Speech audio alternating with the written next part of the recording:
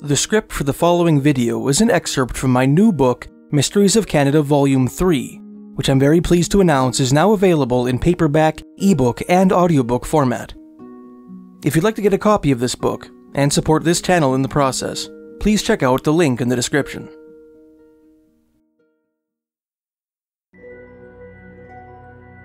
In the year 1498, during his third voyage to the New World, Italian navigator Christopher Columbus sailed beyond the Caribbean islands for the first time and moored his ships off the coast of what is now Venezuela. Suffering from a debilitating illness which rendered him nearly blind, he ordered his men to row to the shore in boats and erect a Christian cross.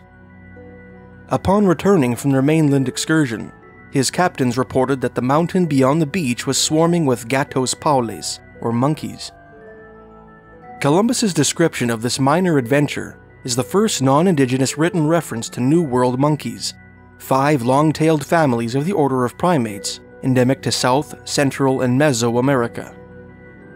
As incredible as it sounds, most primatologists today believe that the first New World monkeys came to the eastern shores of South America from West Africa by sailing across the Atlantic Ocean on vegetation rafts, preceding Christopher Columbus's first transatlantic voyage by about 35 million years. These same experts also believe that the descendants of these seafaring simians, after taking up residence in nearly every corner of the southern half of the continent, never ventured further north in central Mexico, leaving most of North America perpetually bereft of their mischievous presence. Contrary to the scientific consensus, however, several obscure native legends, coupled with a spate of 20th century eyewitness accounts and a handful of enigmatic fossils, seem to indicate that a species of long-tailed monkey once abode, and may still abide, in the wilderness of North America. In this piece, we'll explore the eclectic assortment of evidence supporting the existence of this mysterious primate, a creature sometimes colloquially referred to as the devil monkey.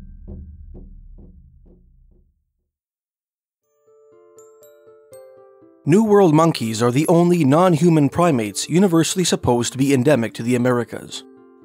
These occidental pongids are endowed with several unique characteristics which distinguish them from their Old World cousins.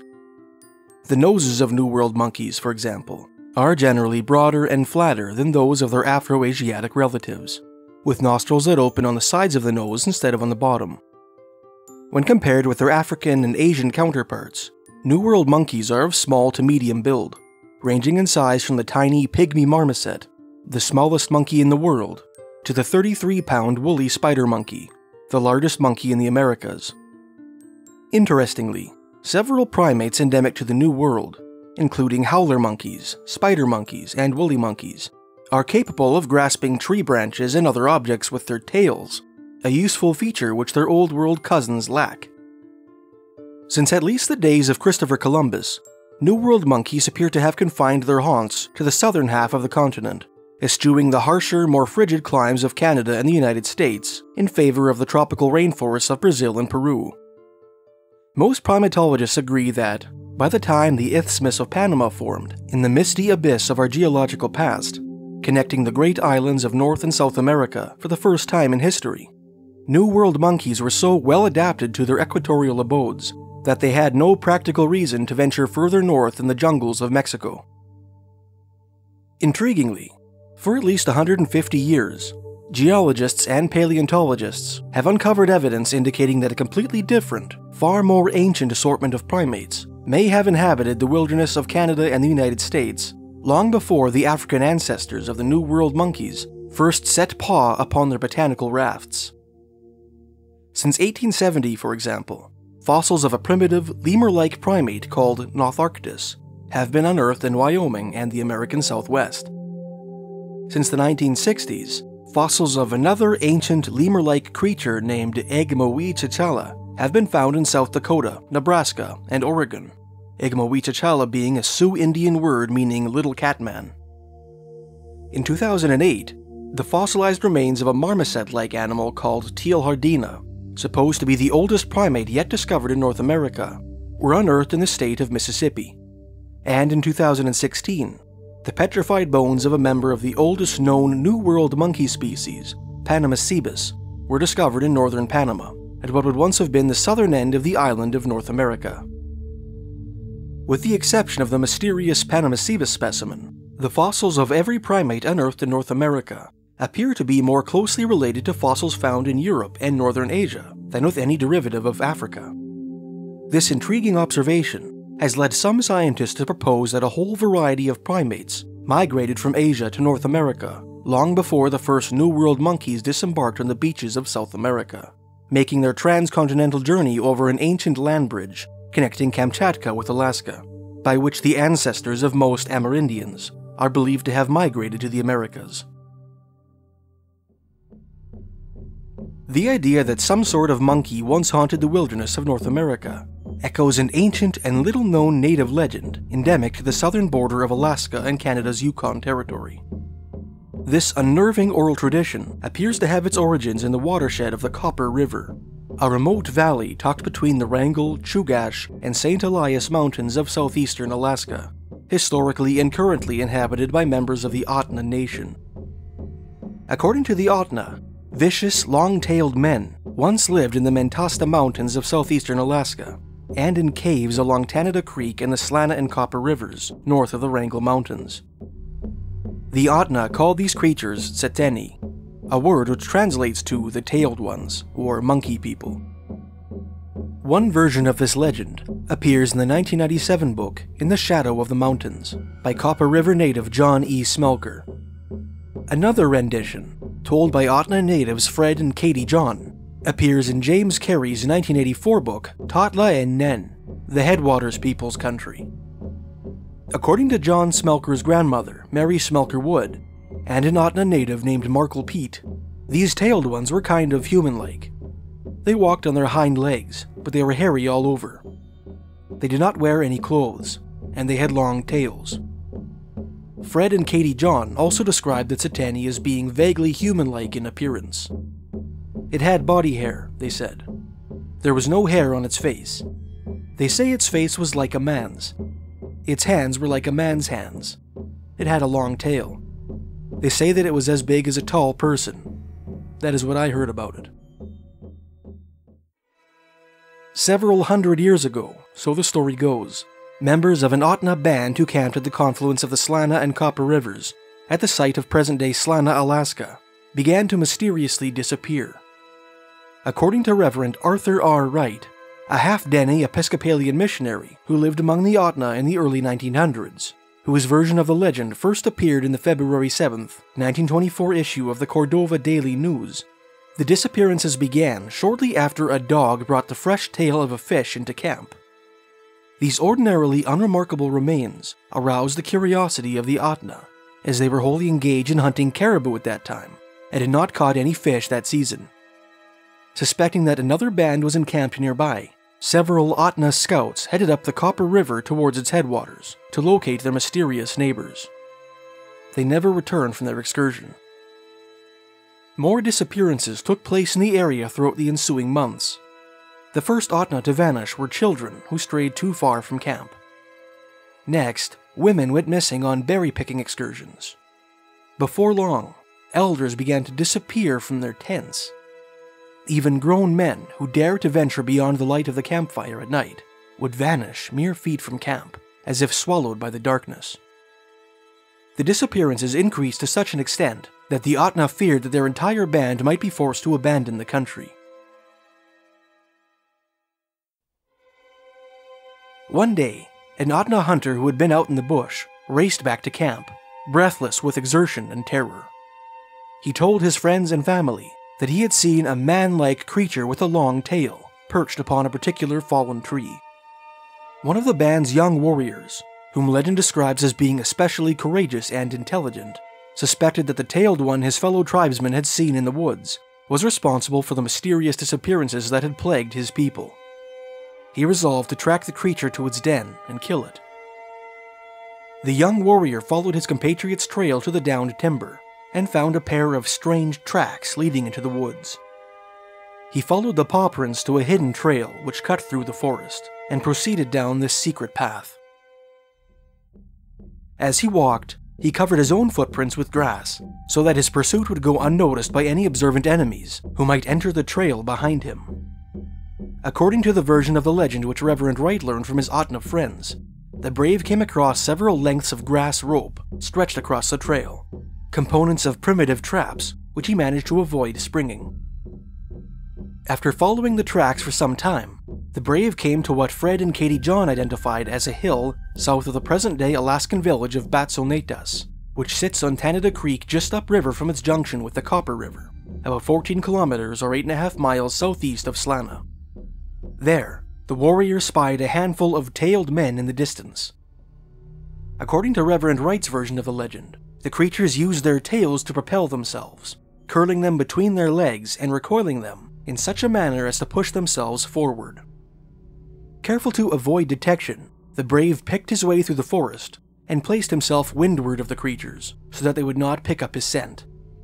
That accomplished, he climbed a tall tree and concealed himself within its upper branches. From his high perch, he had a clear view of the monkey people, whom he discerned were playing a game with some sort of ball, shrieking with hideous delight as they rolled the round object back and forth to each other. After watching the game for some time, the brave realized, with a thrill of horror and rage, that the ball with which the tailed ones were so gleefully playing was really the decapitated head of a young man who had recently disappeared from camp. No sooner had the warrior made this appalling observation than it began to rain. Appearing to dislike the water, the tailed ones abandoned their sport and headed further up the trail. The young man scrambled down the tree and followed them, prudently maintaining a safe distance. Eventually, the monkey people came to a cliff, which ran along the banks of the Copper River. Near the top of the escarpment were 8 caves, each of them sufficiently wide to accommodate an adult human. One by one, the Cet'aeni climbed up the cliff and disappeared into the caverns. Certain that he had discovered the den of the creatures who had been killing his people, the young man ran back to camp and informed his fellow tribesmen of this new intelligence. With the disappearances of their loved ones fresh in their memories, the Ahtna unanimously agreed to rid themselves of their tailed tormentors as soon as they could. Considering the undeniable craftiness of the monkey men, they knew that the only way to achieve this end would be to completely annihilate them in a single surprise attack. In order to ensure that this dangerous operation, so critical to their survival, was executed as smoothly as possible, they deliberated for some time and formulated a plan of attack which required the participation of every member of the band. When their preparations were complete, all the Ahtna men and women followed the warrior to the caves of the Cet'aeni, the former carrying their weapons, and the latter holding either torches or bundles of green branches. They finally arrived at the den of the monkey people, the vicinity of which was strewn with human bones, all of them thoroughly gnawed and stripped of flesh. There, the women tied the green branches they had collected into 8 bundles, and affixed each bundle to the end of a long pole. Then they built a roaring fire at the base of the cliff, and held each bundle over the flames until it was smoking. That accomplished, they used the poles to hoist the smoking wood up the side of the cliff, and stuffed the bundles into the mouths of the caves, and in no time, the caves were filled with smoke. Their task complete, the men positioned themselves around the foot of the escarpment, their weapons at the ready. As expected, the monkey people began to emerge from their smoky domicile, screeching as they sought fresh air. One by one, they crawled out of their burrows, only to be struck down by the spears, arrows, and war clubs of the Ahtna warriors who were waiting for them on the outside. Some of the monkey men fought viciously with their besiegers, and one warrior was killed in the struggle. In spite of this stern resistance, the Ahtna managed to slaughter what they believed to be every last Cet'aeni, and returned to their camp later that night, never to be bothered by the tailed ones again. Legend has it that the caves of the Cet'aeni can still be seen dotting the cliffs along the river, and that fragments of ancient charcoal and scorched arrowheads, relics of the battle between the Ahtna and the monkey men, can still be found therein. In his report entitled Archaeology in Central Alaska, published in 1939 as Volume 36 of the Anthropological Papers of the American Museum of Natural History, American archaeologist Froelich Gladstone Rainey identified the legendary den of the Cet'aeni as a collection of 30 rectangular pits located less than a mile from Batselnetas, an old Alaskan village which Fred and Katie John claimed was founded by the same Ahtna band members who slaughtered the monkey men.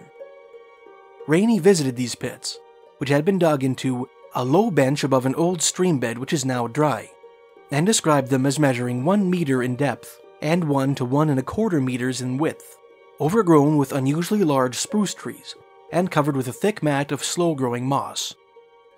They are not rectangularly oriented, and one pit is often joined by 2 or 3 others, forming a series of connected excavations. Rainey and his team dug test pits and trenches through and around the pits, in the hope of recovering artifacts of archaeological significance, but encountered only scattered pieces of charcoal. Although the legend of the Cet'aeni has been described as very regional and unique to Ahtna oral history, the work of 19th and 20th century ethnologists clearly indicates that a number of native tribes throughout the northwestern corner of North America share a traditional belief in predatory tailed men who once prowled the Alaskan and Yukon wilderness. One of the earliest references to this belief appears in the book The Inhabitants of the Northwest Coast of America, an 1839 ethnology written by Baron Ferdinand von Wrangel, the de facto governor of the Tsar-backed Russian-American company which once dominated the fur trade on the Pacific coast. In his book, von Wrangel wrote that the Tanana Indians of central Alaska, the Tenaya Indians, whose traditional homeland lies west of Ahtna territory, and the Ingalik, whose territory lies northwest of Tenaya country, all believed in man-like creatures called chincat, which lived in caves underground. According to Wrangel's informants, these monsters have tails and are covered like a beast with fur. It must be mentioned that the word chincat bears close resemblance to Chilkat, a nation of southeasterly Tlingit Indians, who excelled in trade and warfare. It seems possible, if not particularly probable, that the tailed chincat of legend may have been fanciful embellishments of these powerful neighbors. In his article on the Tanana Indians, for Volume 6 of the Smithsonian's Handbook of North American Indians, which treats with the indigenous nations of the North American subarctic, ethnologist Robert A. McKinnon wrote that a belief in a race of man-like monsters with tails, who formerly inhabited the area, was prevalent along the south-central border of Alaska and the Yukon Territory. In his 1959 ethnological treatise on the Upper Tanana Indians, he identified these monsters as the Tcetin, or tailed men, creatures described as looking like old men, except that they possess a tail. They lived in holes in the ground in the Upper Tanana region, ravishing women and devouring men.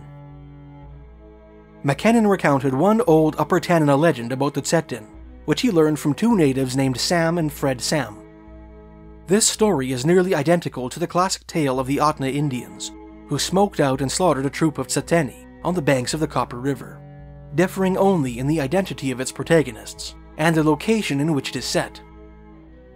This particular story revolves around a band of Upper Tanana Indians from the Tanana River, rather than Ahtna from the Copper River.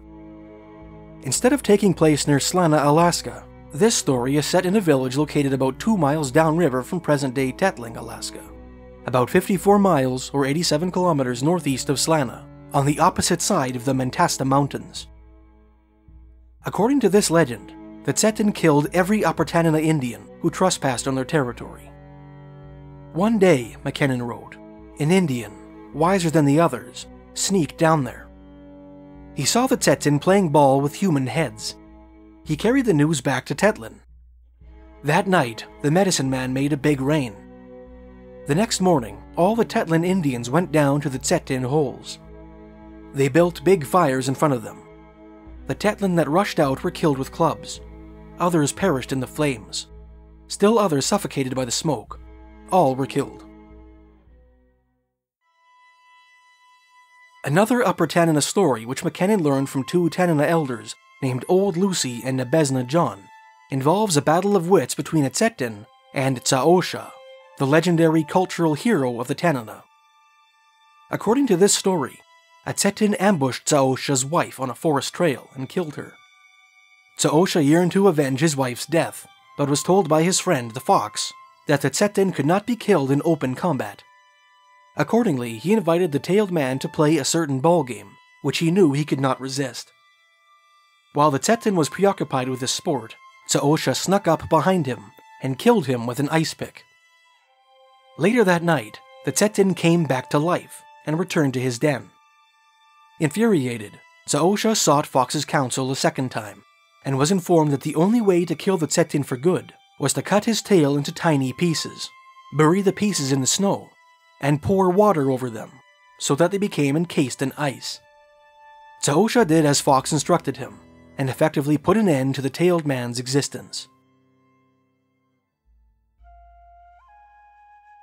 McKinnon went on to describe how members of a particular Gwich'in tribe in northern Alaska, who lived along the shores of Chandalar Lake, believed in a somewhat similar ogre, which was described by a more sophisticated informant as looking like a monkey.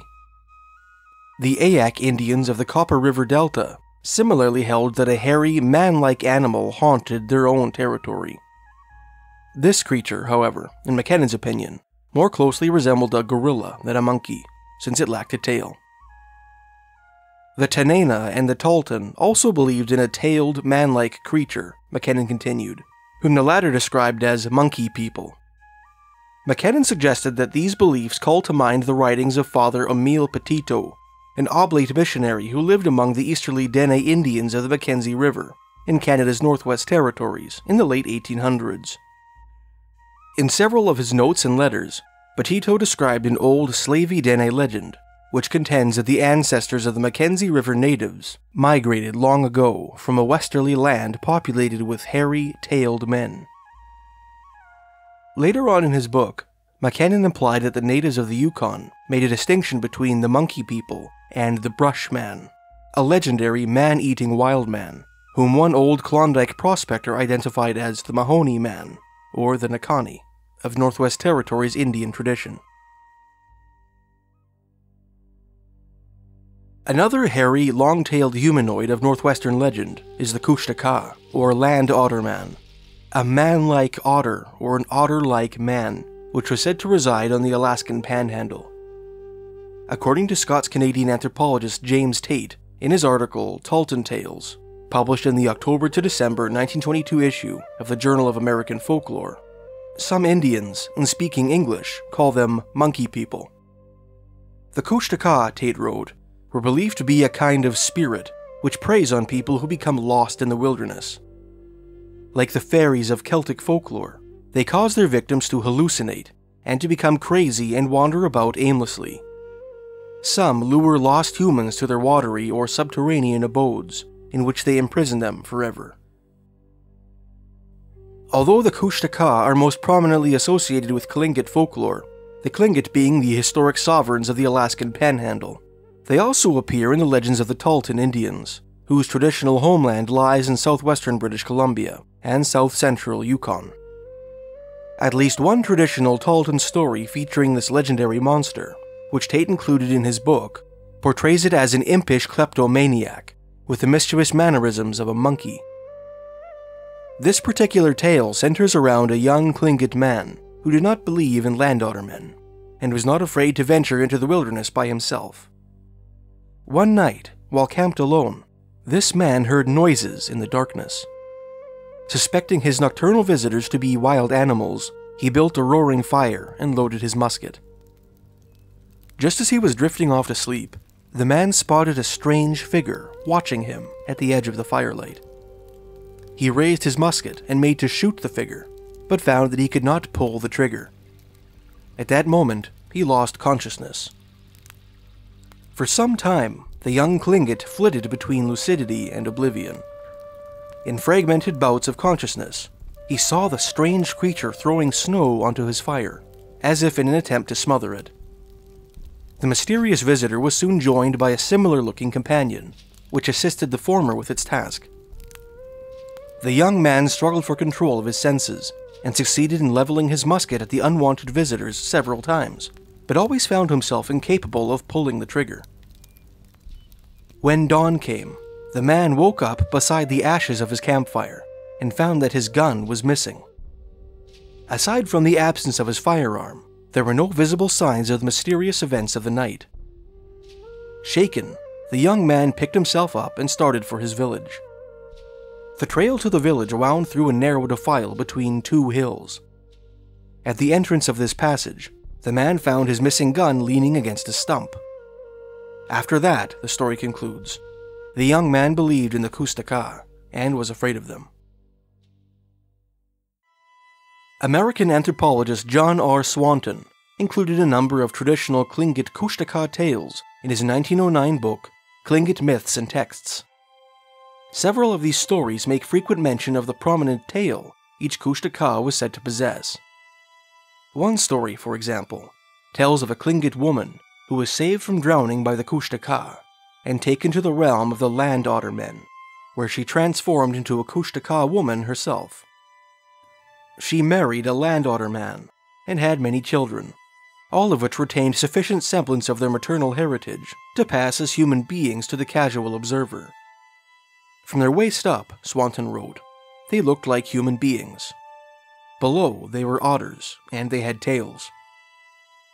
One day, the woman took her children to visit her brother, who had long since given her up for dead. Although initially shocked by her strange otter-like appearance, the brother welcomed his sister into his home and introduced his own children to their tailed cousins. During their visit, the sisters' tailed children helped their uncle catch a prodigious quantity of devilfish, or octopi, which he liked to use as fish bait. There is an implication that the children used their tails to accomplish this, along with other chores with which their uncle asked them to assist him, evoking the useful prehensile tails unique to New World monkeys. To many current members of the Tlingit and Tsimshian First Nations of Alaska, Yukon, and British Columbia, the Kushtaka remains a very real threat to travelers who lose their way in the Pacific Northwest. The tailed ones of Otna and Tanana folklore, on the other hand, are generally regarded as monsters of the legendary past, no more to be feared by modern man than cave lions or saber-toothed tigers. Even if the campfire stories of the predatory cave-dwelling monkey men of the Copper and Tanana rivers have any truth at their core, any potential danger posed by the Cet'aeni is supposed to have been quashed generations ago, when the last of the tailed ones were wiped out in the shadows of the Mentasta Mountains. Despite the reassurances of native folklore, sightings of mysterious, monkey-like creatures are still reported from time to time in the wilderness of North America. Distinguishable from reports of other hairy wild men by the mention of a tail, some of these sightings have nonetheless made their way into collections of classic Sasquatch sightings, such as the writings of the late Canadian journalist John Willison Green. In his 1970 book, Year of the Sasquatch, for example, Green described the experience of a man named Gordon Ferrier, who claimed to have seen a monkey-like creature near his home on the Mamquam River, a tributary of the Squamish River, on the outskirts of the town of Squamish, British Columbia. He saw the animal one morning in June 1969, standing in a ditch across the road from his home. It was covered with hair, walked on two legs, and appeared to have a bushy tail. Later, Ferrier discovered strange three-toed tracks in the ditch where the creature had stood, which measured 15 inches in length and a handspan in breadth. He finished his report by claiming that dogs in the area acted very upset on many occasions.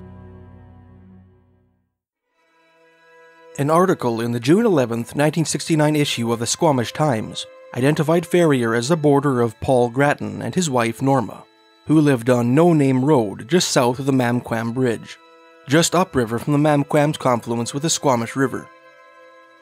According to the article, Ferrier first saw the creature 3 weeks earlier, in mid-May 1969, after it ripped open a window in Grattan's home. Ferrier investigated the commotion and saw the mysterious creature disappear into the brush near the back of the house. He estimated it to be 5 foot 3 inches in height and described it as having a long tail and being covered with reddish fur. The following day, Mrs. Grattan and her children stayed at the home of their neighbor, Trudy Gulliman, fearful that their unwanted visitor might return. Their fears were justified. During their absence, someone, or something, entered their house through a window and left a pile of moss on the floor before departing. About a week later, at about 6:15 a.m., Gordon Ferrier looked up from the Grattans' dining room window and saw the same creature he had spotted before, standing in the bush across from the house. He described it as having small pointed ears, reddish hair, and a pushed-in face like a Pekingese dog, and said that it walked erect on 2 legs. Startled, he called to Paul Grattan, who arrived just in time to see a long tail and a shock of reddish hair disappear into the bush.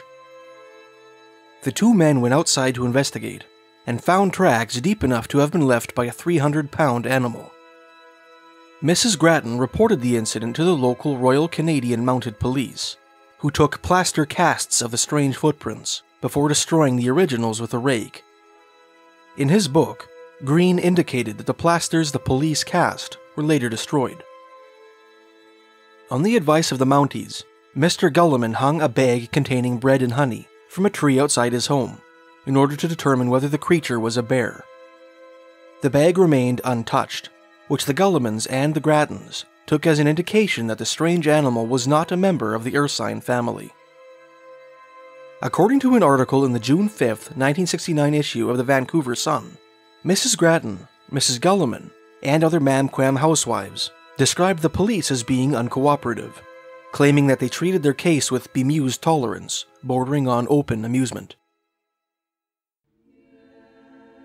Some of those who have written on monkey sightings on Canada's west coast have proposed that the subjects of such reports are, in fact, feral monkeys who eke out a living in the rainforests of British Columbia, whose ancestors were transplanted from some tropical abode generations ago, and managed to acclimate to their new environment. Most champions of this theory suspect that the first wild monkeys to make their homes in the Pacific Northwest were escapees of some wind-tossed Spanish treasure galleon, destined for the Imperial Ming Court or the Habsburg menageries of Spain or Italy. Through some accident, they escaped from their cages somewhere along the coast of Western Canada, clambered ashore, and took to the woods. One proponent of this theory was a woodsman named Mike King, who lived on Vancouver Island in the early 1900s. According to an article in the December 30th, 1904 issue of the Ottawa Evening Journal, King made an effort to learn the local explanation for the mysterious hairy wildmen who were spotted from time to time flitting through the forests of Vancouver Island. Their story, the article claimed, which King wormed from an old native with much difficulty, is to the effect that, at the coming of the Spaniards to the west coast, an immense monkey escaped from one of the vessels and took refuge in the forest wilderness. British celebrity explorer Sir Ranulph Fiennes heard a similar explanation for the alleged head-hunting wildmen of the South Nahanni River in Canada's Northwest Territories during his expedition to the region in 1971.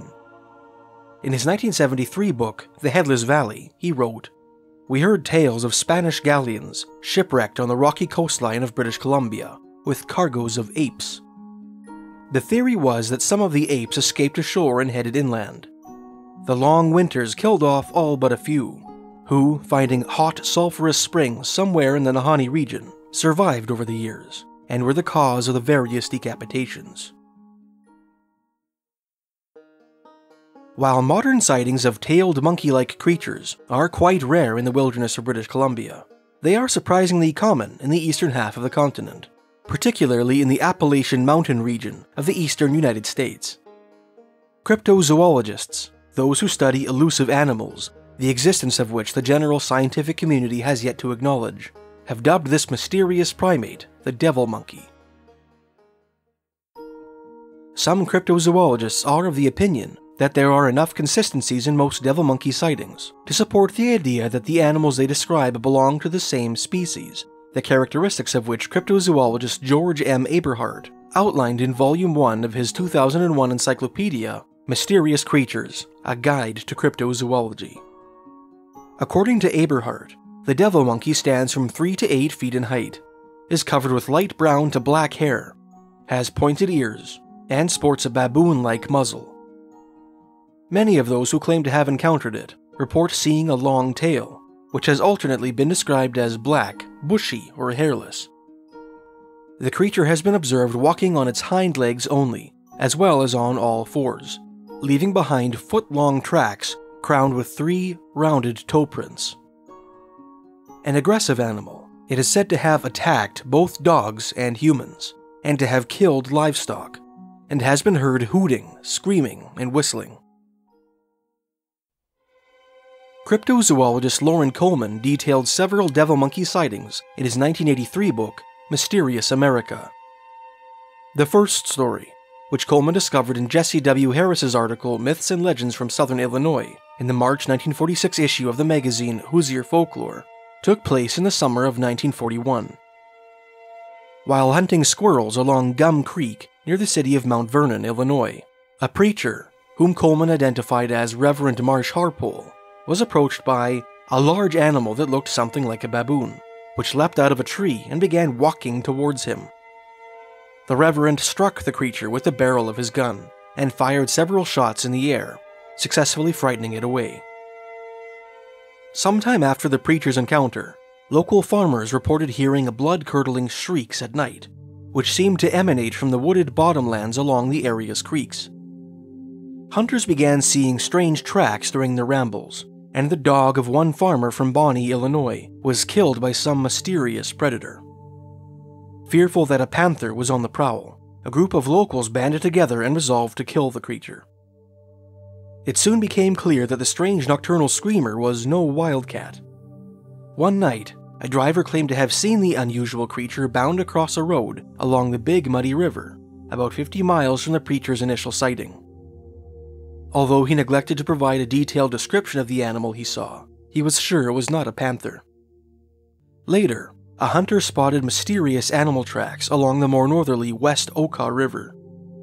Several alleged witnesses described how the animal jumped from place to place, leading some to suspect that it was a kangaroo, which had escaped from a zoo.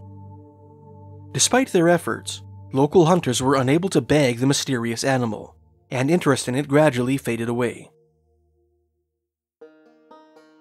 Cryptozoologist Chad Arment described several devil monkey sightings in an article in Volume 2, Number 1 of the North American Biofortean Review, the first of which took place early one morning in 1959. While driving down a rural road near Saltville, Virginia, the parents of a Northwest Virginian woman named Paulette Boyd were charged by what appeared to be a large monkey. The creature sprang from a ditch as their car drove past and slammed into the passenger window, leaving a deep scratch in the paint. Paulette's mother, who was sitting in the passenger seat, described the creature as having light taffy-colored hair, with a white blaze down its neck and underbelly. It stood on two large, well-muscled back legs, and had shorter front legs or arms. This particular specimen did not appear to have a tail. After crashing into the passenger window, the monkey loped alongside the car for a few moments, and continued to chase it after it was outdistanced. When he had put some distance between his car and the vicious primate, Paulette's father produced his revolver and contemplated driving back to shoot the creature, but reluctantly agreed to leave it be at his wife's fervent insistence. Several days after this incident, Paulette continued, two nurses in the Saltville area were driving home from work early one morning and were attacked by an unknown creature who ripped the convertible top from their car before they escaped. A search party was formed, but the dogs brought in to track the creature refused to follow the trail. It has never been explained. Years later, Paulette's brother showed their mother a magazine illustration of a prehistoric lemur-like primate whose fossilized remains had been unearthed somewhere in the United States. Their mother remarked that the creature she had seen in 1959 closely resembled the image in the magazine.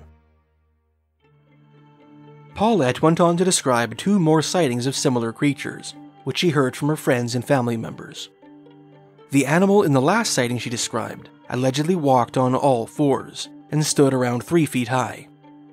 It was covered in shaggy, rough, graying-brown fur, and had a long muzzle and small pointed ears.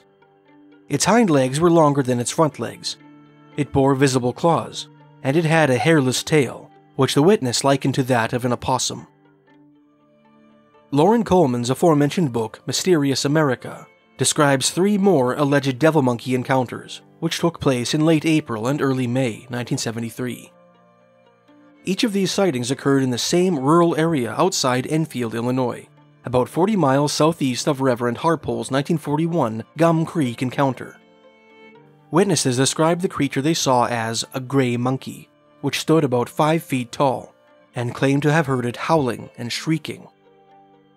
Another sighting was reported by a woman named Debbie Cross, whose story was recorded by researchers Ron Schaffner and Kenny Young, and published in Coleman's book.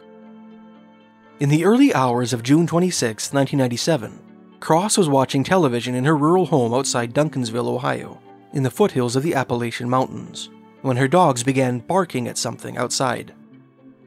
She turned on the porch light to see a fur-covered, monkey-like creature about 30 feet away, standing at the edge of a pond.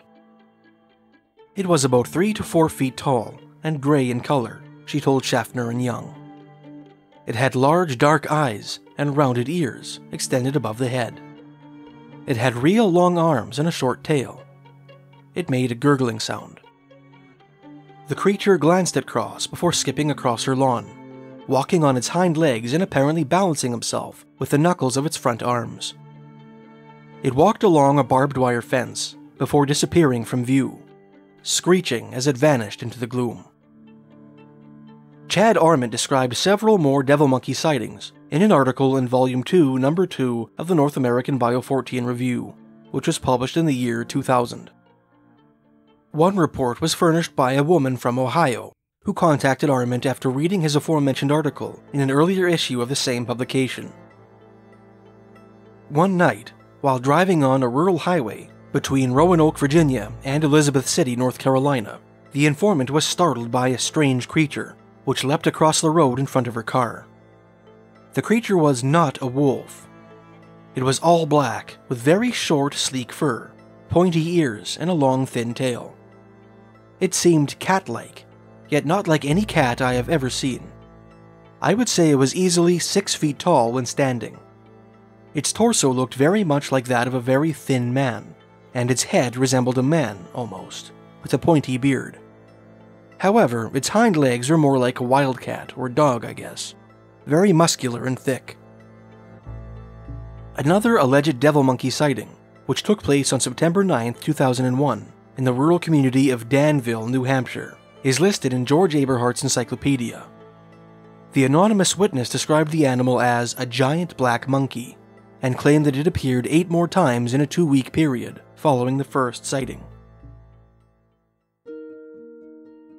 Relatively recently, a couple of unverifiable sightings of mysterious monkeys have been reported in Canada.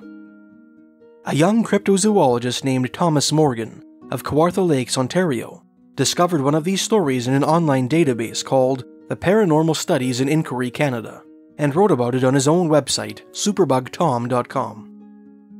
The story in question was submitted by one Ian Harper, who claimed to have encountered what he described as a big white monkey near Lake Scugog, Ontario, while biking with his dog in 1992. He described the creature as being about 3 feet tall, with long willowy arms and a large head.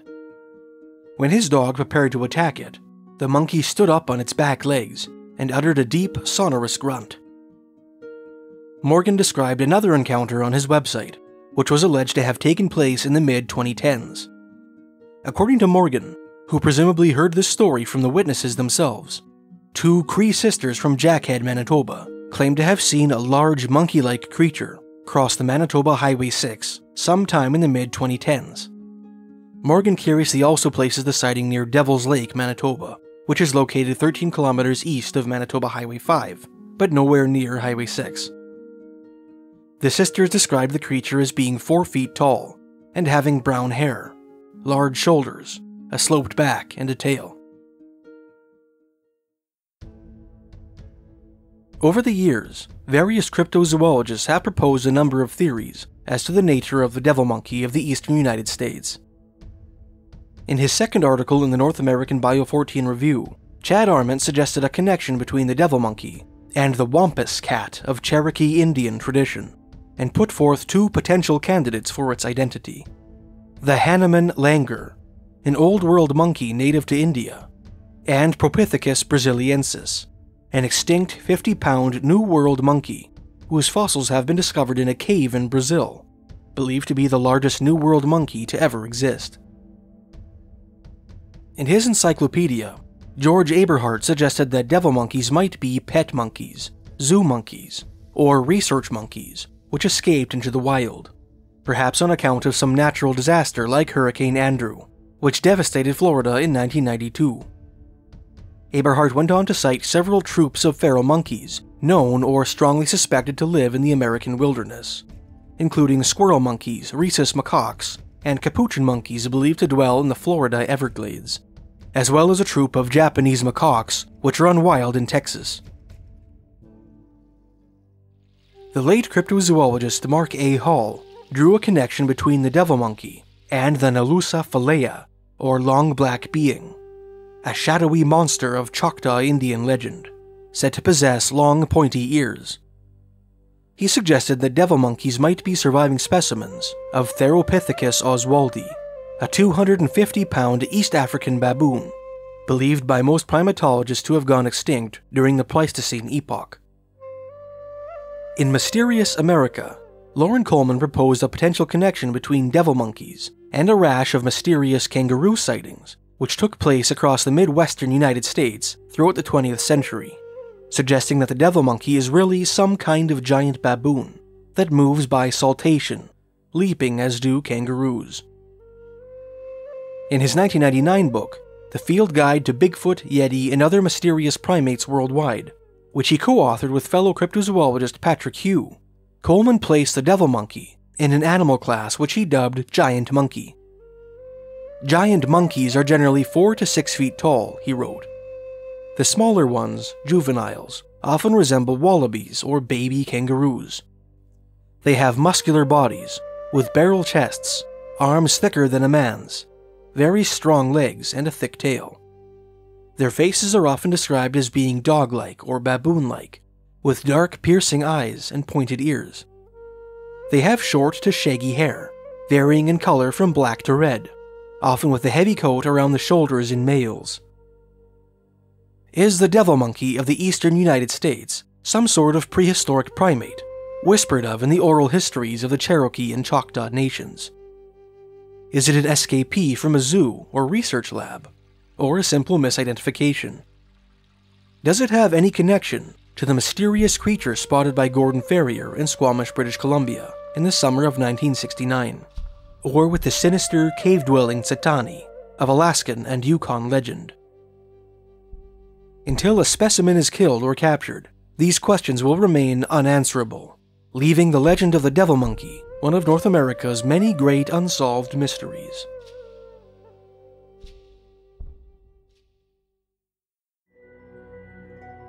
Thanks for watching. If you enjoyed this video and would like to help support this channel, please check out my book, Mysteries of Canada Volume 3, which you can find by clicking the link in the description.